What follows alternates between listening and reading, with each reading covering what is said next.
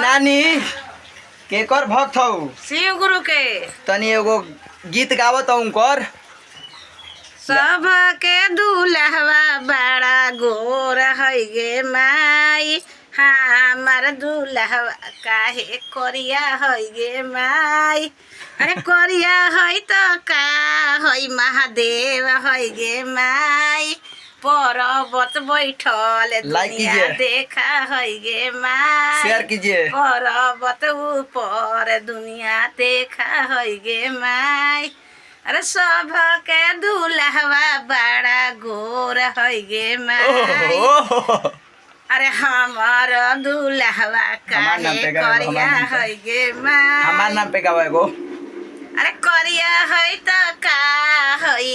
ईश्वर है गे माई पर्वत बैठल दुनिया देखा है गे माई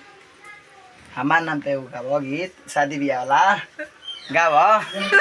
गाओ ना एगो गाओ ना नानी ने कॉलेज दोपहरिया में ये हमार नानी है ठीक बा हाँ हमार नानी हौ नु हाँ हाँ हाँ। तारा के एगो खैनी आ एगो साड़ी हाँ हम कमाई में नु जहिया बढ़िया से हाँ तारा के किना शिव गुरु करस की तहार